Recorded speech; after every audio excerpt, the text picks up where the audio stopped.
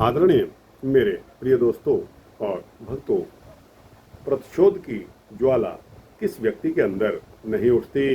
दोस्तों, कभी कभी हमें विद्वान लोग कह देते हैं या डॉक्टर कह देते हैं कि जिसके मन में प्रतिशोध या क्रोध की ज्वाला नहीं उठती, उस मनुष्य में कमी पाई जाती है। दोस्तों, लेकिन हमारा धर्म हमें इजाज़त नहीं देता कि हम प्रतिशोध करें। प्रतिशोध ठीक नहीं होता। क्यों नहीं होता? दोस्तों, यह है मैं आपको ब्रह्म पुराण का एक वृत्तांत सुना रहा हूँ। इससे आपको स्वयं पता लगेगा कि प्रतिशोध क्यों ठीक नहीं होता। तो दोस्तों, आइए इस वृत्तांत को शुरू करते हैं। यह एक सूक्ष्म वृत्तांत है और उम्मीद करता हूँ कि आप बने रहेंगे इस वृत्तांत के अंत तक मेरे साथ।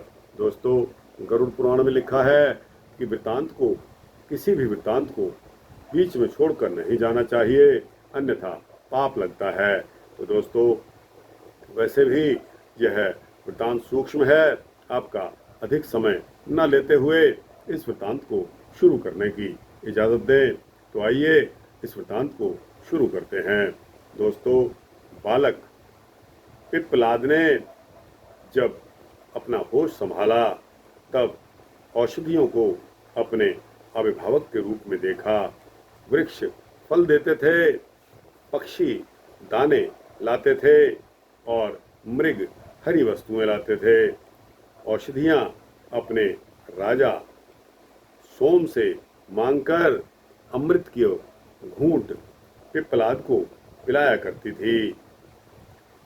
औषधियां अपने राजा सोम से मांगकर अमृत की घूंट पिप्पलाद को पिलाया करती थी। यह दृश्य देखकर पिप्पलाद ने वृक्षों से पूछा कि देखा यह जाता है कि मनुष्य माता पिता से मनुष्य तथा वनस्पतियों से वनस्पति पैदा होते हैं, किंतु मैं आप वनस्पतियों का पुत्र होकर भी मनुष्य कैसे बन गया? इसके उत्तर में वनस्पतियों ने पिप्पलाद को उनकी जन्म की कथा सुनाते हुए कहा कि महर्षि दधीचि तुम्हारे पिता और गभस्तिनी तुम्हारी माता हैं। इस तरह तुम मनुष्य के ही पुत्र हो। तुम्हारे माता पिता हमें पुत्र की तरह मानते थे, अतः हम भी तुम्हें पुत्र ही मानती आ रही हैं। तुम्हारी माँ ने अपना पेट चीरकर तुम्हें पैदा किया था और हमें सौंपकर स्वयं सती हो गई थी। तुम्हारे माता पिता के मर जाने के बाद समूचा वन बहुत दिनों तक रोता रहा। वे हमें प्यार करते थे और हम सब भी उन्हें प्यार करते हैं। इतना कहकर वनस्पतियां फूट फूट कर रोने लगी। ऐसी बात को सुनकर पिप्पलाद को बहुत विस्मय हुआ। उसने अपने माता पिता की कहानी को जानना चाहा। तब वनस्पतियों ने उनके माता पिता को श्रद्धा से नमन करते हुए, नमस्कार करते हुए उनकी जीवन गाथा प्रारंभ की। तुम्हारे पिता का नाम दधीचि था, उनमें सभी उत्तम गुण विद्यमान थे। तुम्हारी माता उत्तम कुल की कन्या और पतिव्रता थी, उनका नाम गभस्तिनी था। वे लोपा मुदा की बहन थी।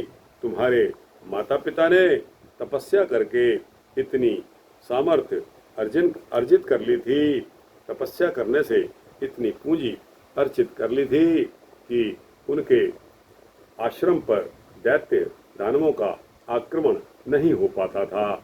एक दिन विष्णु, इंद्र आदि सभी देवता आश्रम में आए।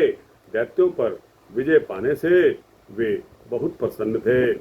तुम्हारे माता पिता ने उनका भावभीना सत्कार किया। देवताओं ने कहा कि आप जैसे महर्षि जब हम लोगों पर इतनी कृपा रखते हैं, तब हमारे लिए क्या दुर्लभ है। हमें शत्रुओं पर विजय प्राप्त कर ली है। अब चाहते हैं कि अपने अस्त्र शस्त्र आपके आश्रम में रख दें, क्योंकि तीनों लोकों में आपका आश्रम ही निरापद स्थान है। यहाँ आपकी तपस्या के प्रभाव से दैत्य आदि प्रवेश नहीं कर पाते। उदार चेता मुनि ने उनकी प्रार्थना को स्वीकार कर लिया। तुम्हारी माता ने उन्हें रोकते हुए कहा कि नाथ, यह कार्य विरोध उत्पन्न करने वाला है, इस काम में आप न पड़ें। आप तो समदर्शी हैं। समदर्शी होने के नाते आपके लिए शत्रु और मित्र बराबर होते हैं। अस्त्र शस्त्र रखने से दैत्य और दानव आपसे शत्रुता रखने लगेंगे। धरोहर रूप में किसी का धन रखना साधु पुरुषों के लिए उचित नहीं कहा गया है। महर्षि दधीची ने कहा कि देवता सृष्टि के रक्षक हैं और मैंने हाँ भी कर दिया है, इसलिए अब ना कहना मेरे लिए अनुचित है। देवता अस्त्र शस्त्र आश्रम में रखकर चले गए। इधर दैत्य महर्षि से द्वेष करने लगे। महर्षि को चिंता हुई कि दैत्य बड़े वीर तो हैं, साथ ही तपस्वी भी हैं। जब वे आक्रमण करेंगे तब मैं शस्त्रों की रक्षा नहीं कर पाऊंगा। ऐसे विचार करके उन्होंने अस्त्र शस्त्रों की रक्षा के लिए एक उपाय सोचा। उन्होंने पवित्र जल को अभिमंत्रित करके उससे अस्त्र शस्त्रों को नहलाया और उस जल को स्वयं पी लिया। तेज निकल जाने से सभी अस्त्र शस्त्र शक्तिहीन हो गए, इसलिए वे धीरे धीरे नष्ट हो गए। बहुत दिनों के बाद देवता महर्षि के आश्रम में पहुंचे। उनके शत्रुओं ने फिर सिर उठाया। महर्षि ने उन्हें बतलाया कि उन अस्त्रों की सुरक्षा के लिए उनका तेज मैंने पी लिया है। ये अब मेरी हड्डियों में मिल गए हैं। आप हड्डियां ही ले जाएं। मेरे शरीर का सुंदर उपयोग हो रहा है। महर्षि ने योग के द्वारा शरीर का त्याग कर दिया। विश्वकर्मा ने उन हड्डियों से दिव्य अस्त्रों का निर्माण किया। वे ही देवताओं की विजय का कारण बने। इस अवसर पर माता गभस्तिनी नदी तट पर गई थी। पार्वती जी की पूजा में लगे रहने से उन्हें लौटने में जब देरी हो गई, उस समय वे गर्भवती थी। आश्रम में आने पर उन्होंने अपने पति देव को नहीं देखा। अग्नि देवता ने सारी घटना उन्हें सुना दी। उन्होंने पति के कार्य को सराहना की।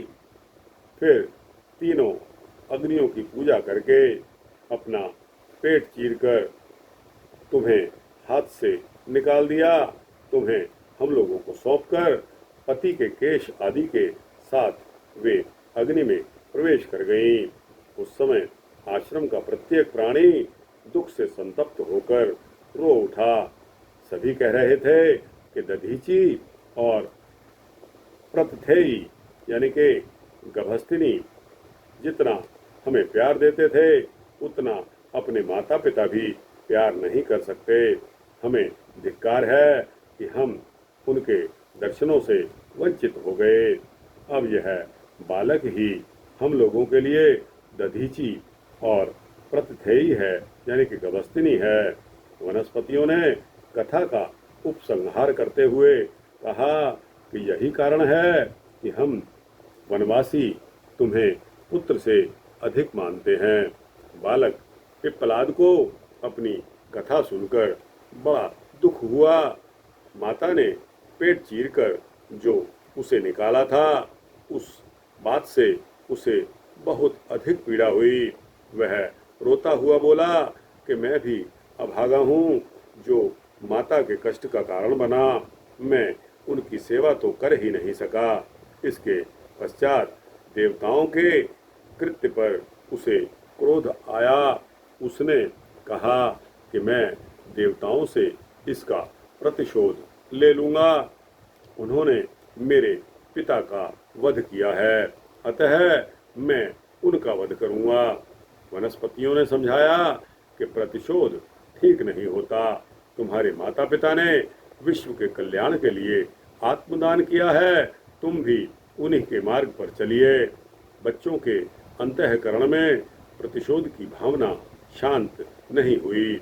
उसने भगवान शंकर से प्रार्थना की कि शत्रुओं के नाश के लिए आप मुझे शक्ति प्रदान कीजिए। भगवान ने उसे कृत्या दी। पिप्पलाद ने उसे आज्ञा दी कि तू मेरे शत्रु देवताओं को खा जा। देवता भाग खड़े हुए और उन्होंने जाकर भगवान शंकर की शरण ले ली। भगवान शंकर ने पिप्पलाद को समझाया कि तुम्हारे पिता ने विश्व के कल्याण के लिए अपना सर्वस्व, अपने प्राण तक दे दिए। उनके समान दयामयी कौन हो सकता है। तुम्हारी माता भी उन्हीं के साथ ही पति लोक चली गई। उनकी समता किससे की जा सकती है। तुम भी अपने माता पिता के रास्ते पर ही चलो। तुम्हारे प्रताप से देवता संकट में पड़ गए हैं, उन्हें तुम जाकर बचाओ। यही तुम्हारा कर्तव्य होगा, यही तुम्हारा कर्तव्य है। प्रतिशोध अच्छा नहीं होता। पिप्पलाद यह सुनकर शांत हो गए। उन्होंने भगवान शंकर का उपदेश सिर माथे पर ग्रहण किया। भगवान ने और देवताओं ने भी पिप्पलाद को वरदान मांगने को कहा। तब पिप्पलाद ने वर मांगा कि मैं अपने माता पिता को देखना चाहता हूँ। दिव्य लोक से उनके माता पिता दिव्य विमान में आकर उपस्थित हो गए। उन्होंने कहा कि हे पुत्र, तुम धन्य हो, तुम्हारी कीर्ति स्वर्ग लोक तक पहुंच चुकी है। तुमने भगवान शंकर का प्रत्यक्ष दर्शन कर लिया है। वचन समाप्त होते ही आकाश से पिप्पलाद के ऊपर फूलों की वर्षा होने लगी और देवताओं ने जय जयकार किया। दोस्तों, यह वृतांत आपको जो मैं सुना रहा हूँ, यह ब्रह्म पुराण से लिया गया है और यह सूक्ष्म वृतांत यहाँ समाप्त होता है। आपको कैसा लगा? अच्छा लगा हो तो इसको लाइक और शेयर करते हुए अपने दोस्तों, भक्तों, मित्रों, जिज्ञासुओं तक पहुँचाना। दोस्तों, कमेंट सेक्शन में अपने कमेंट्स अवश्य देना और इस चैनल को सब्सक्राइब करने से आपको इसी तरह के सूक्ष्म भक्ति वृत्तांत मिलते रहें, ऐसी कामना करता हूँ। जय श्री हरि, जय श्री हरि।